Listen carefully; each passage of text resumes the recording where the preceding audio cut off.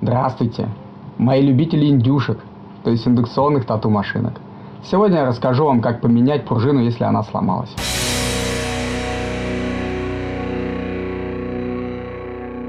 Итак, у нас есть машинка со сломанной пружиной. Для начала нам необходимо удалить остатки сломанной пружины. Для этого нам понадобятся ключи. В комплекте мы ключей не кладем, потому что каждый татуировщик, уважающийся, обязан их иметь у себя. Вот. Я могу порекомендовать не покупать вот такие вот дешевые ключи, а купить или такого плана ключи, но это даже слишком профессионально. А вам проще будет купить набор Gorilla Grip. Вот это уже очень старая вещь, ей больше 10 лет, и я и собрал огромное количество, то есть там, может быть, под 1000 машинок было собрано при помощи вот этого набора. И он до сих пор рабочий, хоть весь такой уже состарившийся. Очень сильно рекомендую вот эту вот Gorilla Grip фирму. Итак, нам нужно раскрутить винты. Раскручивайте аккуратно, делайте это над полотенцем, для того, чтобы у вас не поехали гаечки по столу, по гладкому. Откручивайте так, чтобы это все не рассыпалось какими-то гроздями, а именно вот так вот аккуратненько. Хоп. Дальше освобождаем площадку.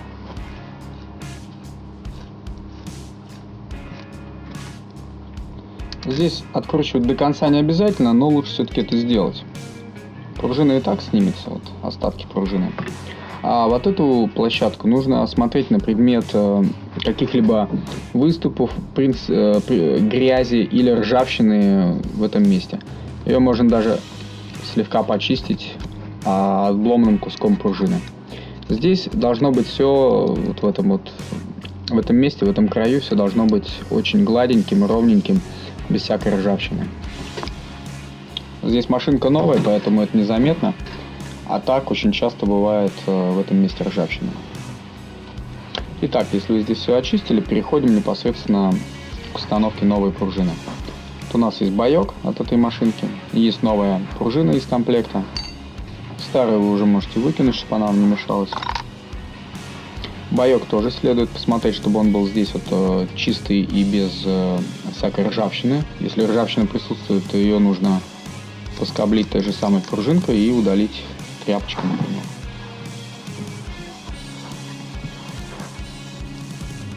Дальше мы прикручиваем пружину, устанавливаем ее на боек.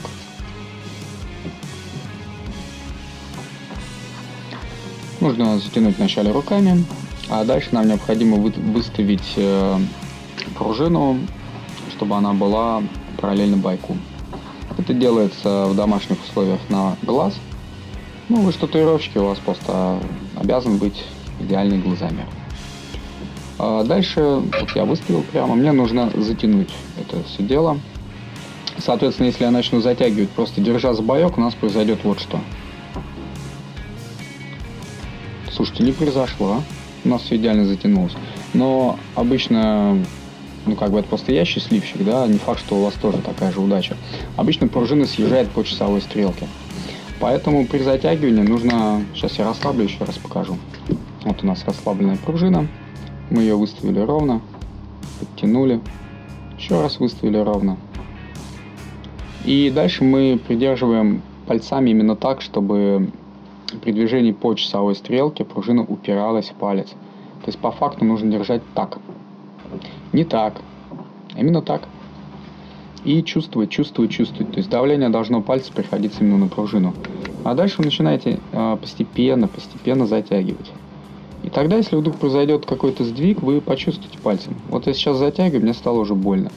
Пальчик в пружину уперлась. То есть можно перехватить и уже не держать за пружину, но можно вот сюда вот еще упереть палец. Вот так вот сделать. Хоп. Смотрим, ничего не поехало, пружина строго параллельно. Все четко. Отлично. Этот болт затягивается достаточно туго. То есть в отличие от других болтов, которые на тату-машинке затягиваются не туго. Например, болты, которые под стойки идут. Просто если их туго затянуть, то могут треснуть вошеры. Но это у нас... Сейчас мы меняем пружину, поэтому мы не будем углубляться в эту тему. В итоге все затянули. Дальше возникает вопрос, как же ее установить сюда. Тем ребятам, кто озаботился, те, кто любит индукции, любит вообще, собственно говоря, свое оборудование, скорее всего, уже озаботился и приобрел вот такие вот вещи. Это такая штуковина, которая вставляется в замковую часть, в нее фиксируется боек на определенный вылет, и дальше вам нужно просто сюда вот винт закрутить, и все. Больше вам ничего делать не надо. Но если вы так не озаботились, вы можете использовать длинный бэкстем. В другом видео есть у меня, есть видео, есть объяснение, как по длинному бэкстему выставлять боек. Сейчас же мы берем вообще полевые условия. То есть у вас нет с собой ничего. Окей, значит делаем так. Мы слегка затягиваем вручную задний винт, прижимающий пружину к седлу.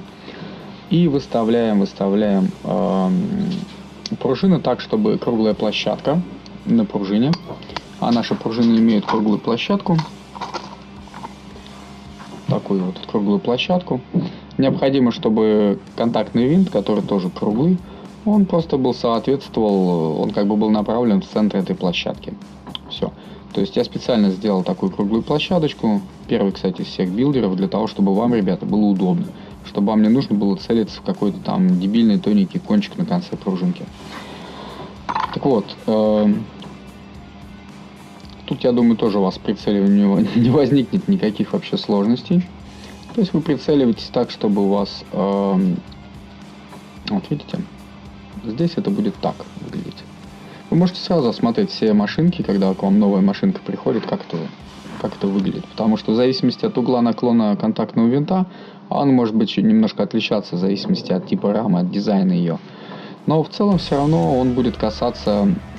Тут даже, знаете, как немножко неправильно перед этим выразился. То есть не центр винта, то есть не его ось будет направлена в центр, а так, чтобы кончик, тот самый кончик винта, он же у нас полукруглый, то есть у него кончик может быть не обязательно прям вот здесь. Вот он может быть и касаться, видите, нижней части своей полукруглой головки.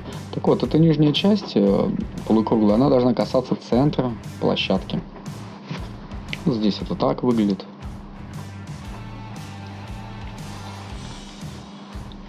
Здесь это выглядит так. Итак, значит, мы выставляем по центру и закручиваем.